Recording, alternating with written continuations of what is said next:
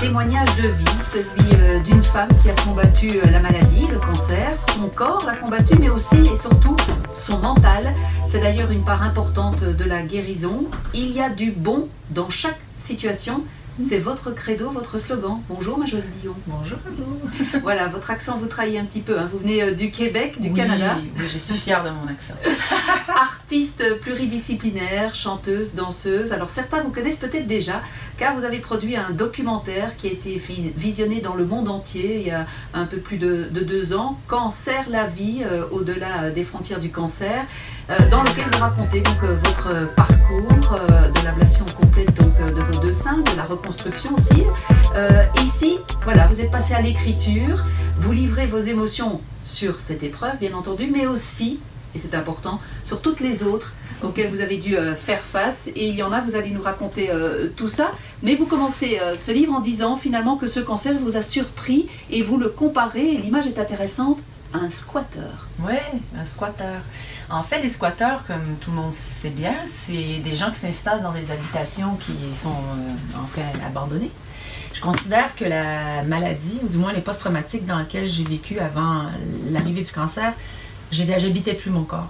J'étais toujours à l'extérieur parce que j'avais à gérer beaucoup d'épreuves difficiles. Et comme on fabrique, en fait, tout le monde fait des cellules cancéreuses régulièrement dans notre vie. On les élimine et tout. Comme j'habitais plus mon corps, je donne l'image que le squatter, quand j'ai voulu revenir à la maison, il était bien installé sur le sofa avec son verre de vin, sa robe de chambre, et il avait tout invité ses amis. Et là, je me disais, si ça se trouve, je suis un petit peu dans une problématique ici. Et donc, j'ai dû comprendre qu'est-ce qu'il avait à me dire, ce squatter-là. Et c'est ce qui est intéressant de voir que aujourd'hui, avec la maladie, j'ai appris tellement de choses sur moi par rapport à comment, justement, j'avais peut-être étouffé des choses en moi qui n'auraient peut-être pas dû être dans mon corps. Donc, voilà, c'est l'image. Donc, l'écriture fait partie de votre guérison, justement, sur ce fait de se recentrer sur soi-même. Alors, le squatter, donc, vous l'avez dit, la maison était vide, il s'est installé, mais vous allez aussi plus loin, parce que s'il s'est installé et que la maison était vide, c'est parce qu'il y avait eu avant donc de nombreuses épreuves, et vous faites le lien que le cancer finalement est peut-être arrivé, ce squatter est peut-être arrivé parce que vous avez eu de nombreux chocs. En fait, je le dis personnellement, la médecine n'a pas été capable de me dire pourquoi j'avais eu un cancer.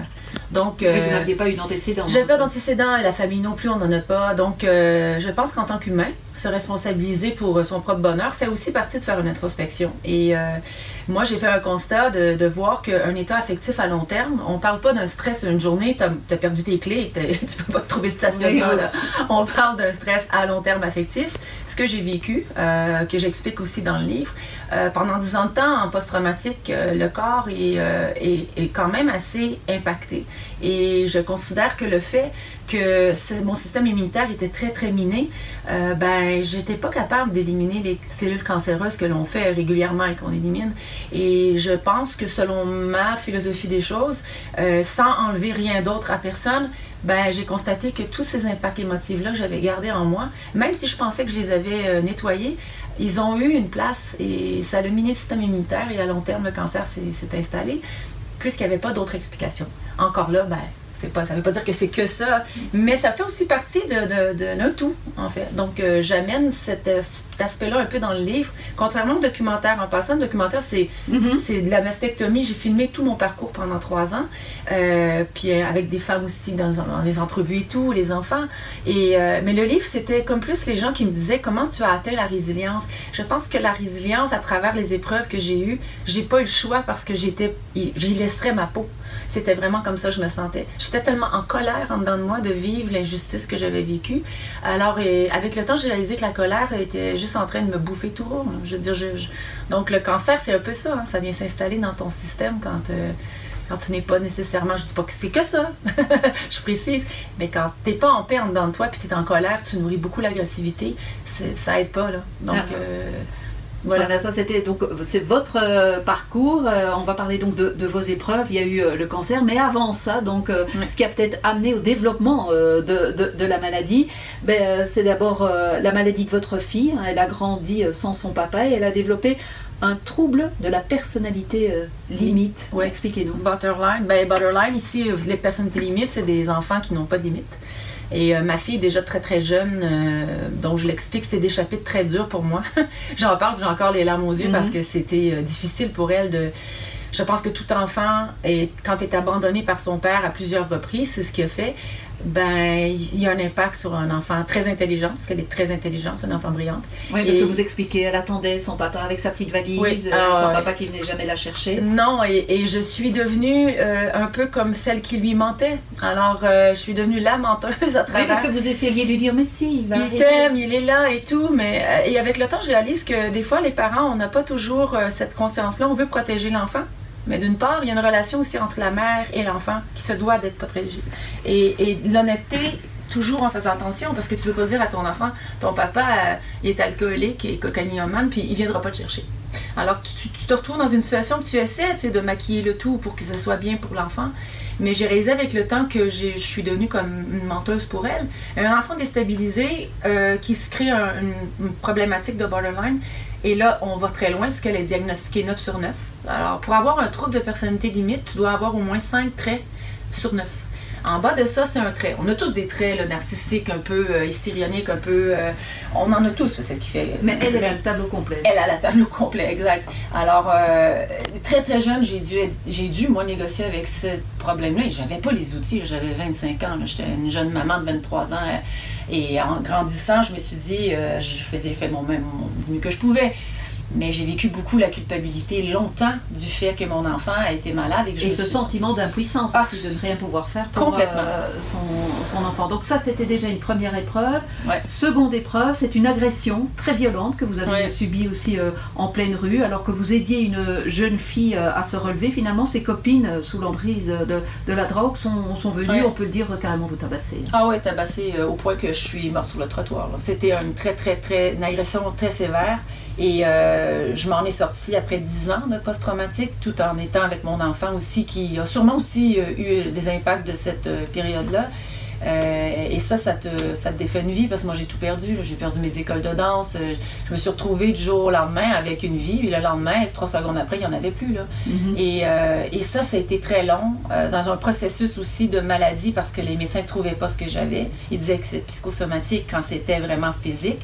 J'avais le cœliaque qu'on a découvert plus tard, mais ça t'a pris 5 ans. En 5 ans, tu ne manges plus, tu te déminéralises, tu es rendu dans un état, tu survis, quoi. Quand je dis que le squatter s'est installé, parce que le cancer, c'est pas juste du jour au lendemain, hein, ça s'installe tranquillement. Donc, je n'étais pas surprise quand on m'a dit que j'avais un cancer. Oui, et puis il y a eu un procès aussi qui a été long, très dur. Ouais. Et puis il y a eu aussi la séparation avec aussi l'être aimé. Donc voilà, c'était aussi encore une nouvelle épreuve, ça.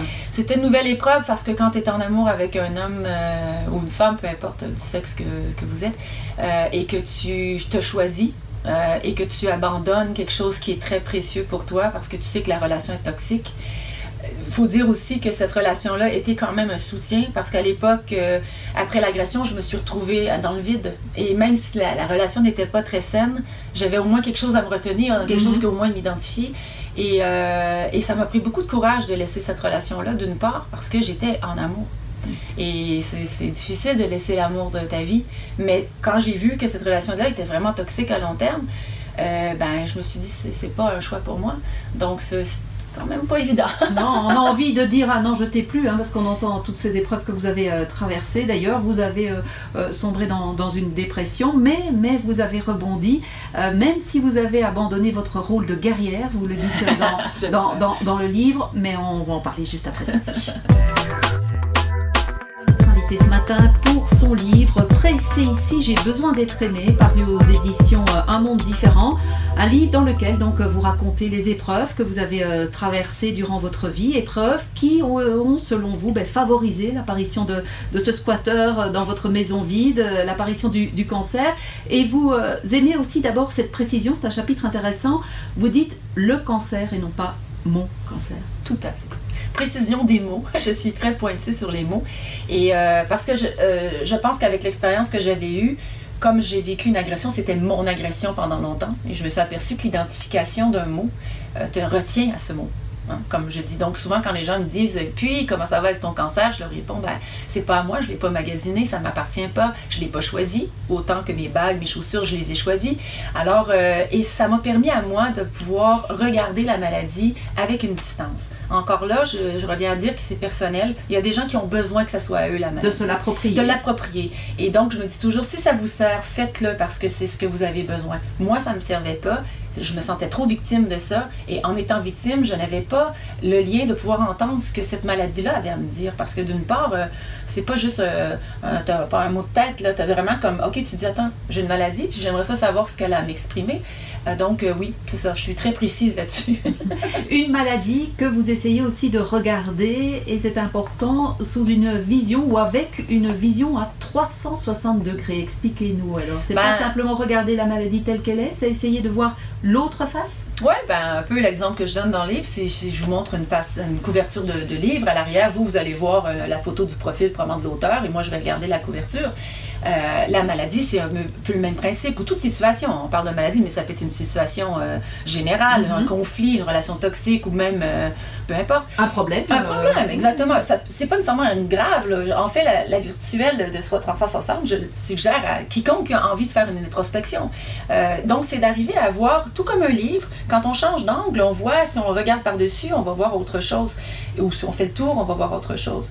Donc, la maladie ou tout événement qui nous prend, puis qu'on a une vision seulement des choses, moi je propose, même moi pour moi-même, de tourner alentour et de voir qu'est-ce qu'il y a alentour de ça que j'ai besoin d'entendre ou voir différemment.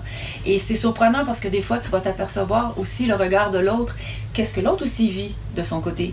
Donc, c'est aussi cette approche-là de voir qu'on n'est pas seulement seul dans l'événement, mais qu'il y a alentour de ça 360 qui nous donne d'autres pistes pour pouvoir justement améliorer l'événement en question. Et c'est avec cette vision 360 qu'on peut se rendre compte finalement qu'il y a aussi pour ce livre une part de bonheur dans la vie. Oui, de bon, exactement. Comme l'envers de la médaille. J'ai un exercice que je donne souvent en conférence, c'est l'envers de la médaille. S'il y a quelque chose de bon, de moins bon, il y a quelque chose inévitablement de bon. C'est impossible que ça soit que bon. On a l'ombre et la lumière. Hein? Donc, d'une part, on vit avec un jour et la nuit. On n'est pas tous dans le jour ou tous la nuit. Donc, ce qui est intéressant, c'est de travailler notre mental à tourner justement la médaille et de voir qu'est-ce qu'il y a de bon derrière. Et c'est surprenant souvent ce qu'on découvre.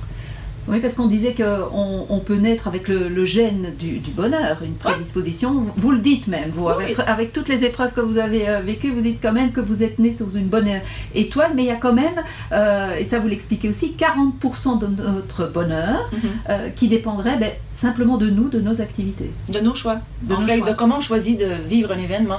Le 50% du bonheur, c'est un gène qui existe. Vraiment, il y a des recherches qui ont été faites pour ça. Moi, je pense que je suis tombée dedans, un peu comme Astérix dans la potion magique quand il était petit. Alors, d'une part, et tu as 40% des événements dans lesquels on peut choisir comment réagir.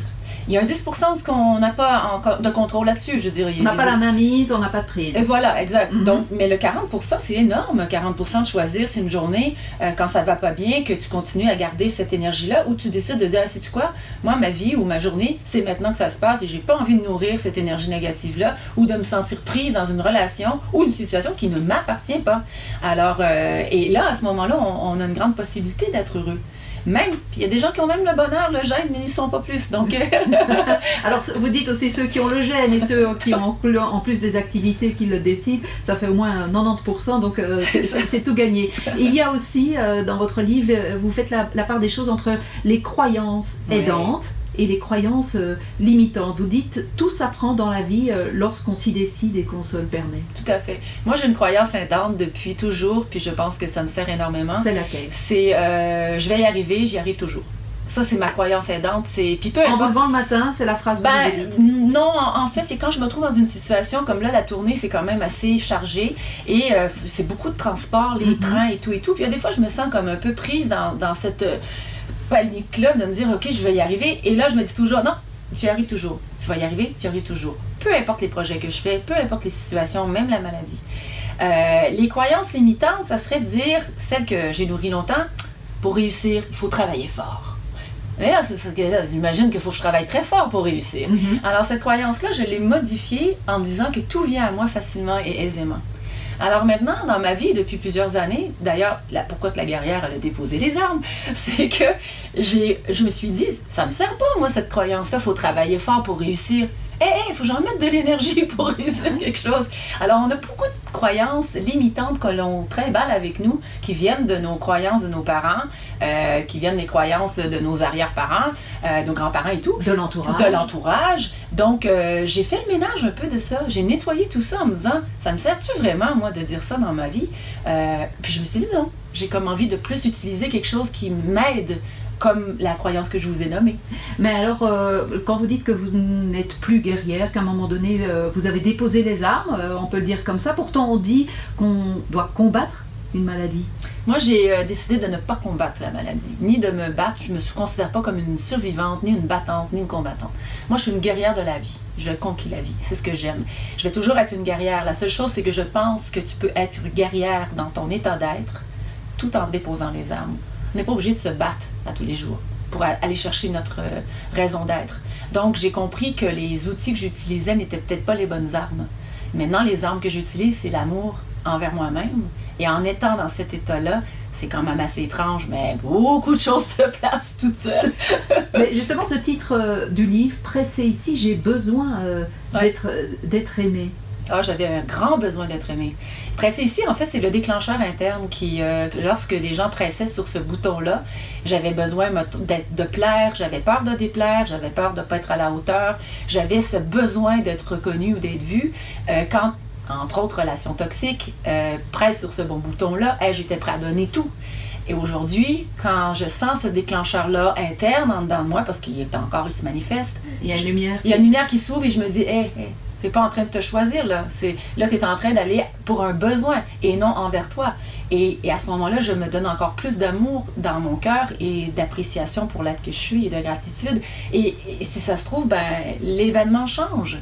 Il n'y a personne qui change alentour de nous. Hein? Il n'y a pas d'événement qui change. Il y a juste nous qui peut changer notre vision des choses et apprendre à s'écouter, à s'aimer. Et ça prend un certain temps de pratique. C'est un peu comme le jogging. Vous restez avec nous, Marjolie Guillon, parce que vous allez nous donner aussi quelques conseils juste après ici. Métronomie avec 2B. Merci d'avoir choisi la première ce matin. Marjolie Guillon est notre invitée ce matin. Après votre documentaire « Un cancer, la vie au-delà des frontières du cancer », vous avez voulu écrire ce livre. L'écriture fait partie de votre guérison. C'est donc Pressé ici, j'ai besoin d'être aimée. Vous dites que vous avez donc eu toutes ces épreuves, que grâce à ces épreuves, finalement, vous vous êtes rencontrés. Tout à fait. En fait, j'ai rencontré le chemin de la résilience parce que je m'apercevais que l'agressivité ou la colère envers un événement, ça aide pas. Donc, je me suis rencontrée et je me suis pas trop aimée, je dois dire, quand j'ai commencé. Je pense que ça revient à dire, c'est comme l'entraînement, je donne une métaphore, quelqu'un que, mettons, 20 kilos à laisser aller, à chaque jour, il doit mettre de l'énergie. Je pense que la rétrospection, quand on a vécu des trucs, les événements qu'on a, c'est important de prendre le temps, pour moi, je dis toujours, de regarder les choses que je n'ai pas aimées et que j'aimerais modifier. Et là, c'est un entraînement. C'est vraiment ça ne vient pas du jour au lendemain, parce que quand vous dites à toute situation, il y a du bon, que le bonheur, finalement, on l'a quand même tous un petit peu en nous, il y a tout un travail qui doit se faire. Ça ne vient pas non plus, hop, comme ça, du jour au lendemain. Comme je dis souvent, les gens, c'est beau lire un livre, mais si tu ne mets rien en pratique, tu peux pratiquer une chose dans ta vie, juste une, pas 100 000, juste une, et tu vas avoir un résultat. Et si tu veux que les choses changent, il faut que tu changes quelque chose. Si ça reste pareil, ça va rester pareil. Donc, c'est de la pratique. C'est au même titre que quand tu t'entraînes. Tu es un peu courbaturé au début et tout. À un moment donné, ça devient plus facile.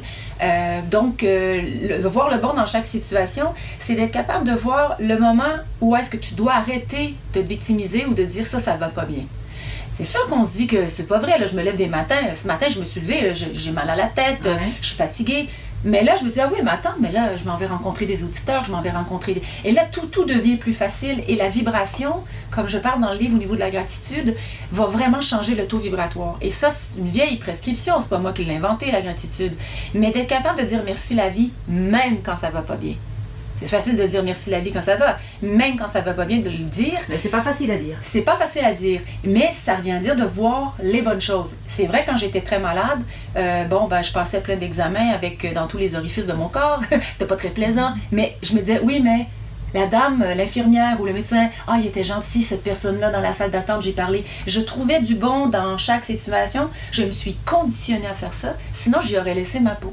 Il y a aussi quand même beaucoup d'humour. Oui, dans votre livre, ça aussi, c'est un conseil que vous donnez? Oui, ben même dans le documentaire, je dédramatise beaucoup. Moi, j'adore rire de moi, first. je suis quelqu'un qui me trouve... je me parle et je me trouve des fois drôle. Des fois, c'est pas drôle, mais c'est pas grave, je ris quand même. Et j'aime rire avec les gens. Moi, je trouve que... Moi, ce que j'aime le plus, c'est l'humain. J'aime aller à la rencontre de l'humain.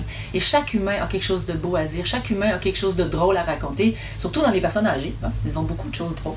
Alors, j'aime rire et je dis quand vous êtes en période de maladie, allez voir des films drôles, louez des films drôles, asseyez-vous, riez. Au début, c'est pas facile, hein? Je me forçais, moi, à me rire quand je me regardais dans le miroir, je trouvais ça rien drôle, là. Quand j'avais plus de sein non plus, là, je trouvais pas ça drôle. Mais à un moment donné, je forçais, à force de rire, à un moment donné, je riais toute seule. Mon chien me regardait en me disant, mais qu'est-ce qu'elle fait, la dame, là? Il y a aussi comme conseil, les wow. Tous les jours, avoir quand même des wow. Oui, exact. 3 par jour. 3 par jour. Oui, et les écrire. Je note. Et les écrire. Oui, même quand ça va pas. Surtout quand ça va pas. OK? Parce que quand ça va bien, c'est facile de dire « Ah, wow, aujourd'hui ça a bien été ». Mais quand ça va pas, donc de travailler son mental à se dire « OK, ça peut être un appel, quelqu'un t'a fait un coup de fil, t'a envoyé un petit texto, je pense à toi, un petit sourire. » Et aussi d'aller les créer, tes wow. T'sais, moi, j'allais marcher quand j'allais pas bien, j'allais voir des gens, je leur souriais, ils me souriaient en retour. Je venais d'en créer un. On est créateur de nos vies, on est capable de pouvoir le faire. Donc, mais d'être capable d'être attentif à des petits détails, comme là, aujourd'hui, cette entrevue-là sera un wow pour moi. Parce que sérieux, vous avez vraiment des belles questions et ça me fait du bien d'être ici et de parler de ça. Donc ça en est un pour moi. Vous la noterez alors, hein? Ah ben sûr, je la note. Vous dites aussi que, comme conseil, qu'il faut éviter le syndrome de culpabilité. Et c'est vrai que ce syndrome de culpabilité, ben, vous l'expliquez même face à la maladie de votre fille, ce syndrome, il est quand même très répandu dans notre société. Il est répandu, je vais rebondir aussi sur le fait qu'il est aussi répandu dans le domaine de la santé. Ce sens qu'on n'est pas créateur des cancers qu'on porte, là. Donc, il faut faire vraiment attention. Aujourd'hui, les gens qui vivent des trucs, ils se disent « Ouais, mais c'est moi qui m'ai créé un cancer. » Oh! Et là, il y a le syndrome de culpabilité qui rentre en ligne de compte. Aucun être humain peut changer s'il vit avec le sentiment d'impuissance et de culpabilité. Donc, c'est important de pouvoir faire la différence entre « je me responsabilise pour mon bonheur, mais je ne suis pas coupable ou responsable de ce qui m'arrive ». Parce que là, si ça se trouve, on pourrait tout gagner à la loterie. Pressé ici, j'ai besoin d'être aimé, c'est le titre donc de l'ouvrage de Majolie Dion, vous l'aurez compris, un ouvrage plein d'optimisme. Merci d'être venu nous en parler. Majolie Dion, rien à voir avec Céline. Non, pas du tout, pas du tout. Voilà. Merci beaucoup en tout cas, il est 9h58, restez bien à l'écoute de la première. Dans un instant, Véronique Tibérien est tendance première, à tout de suite.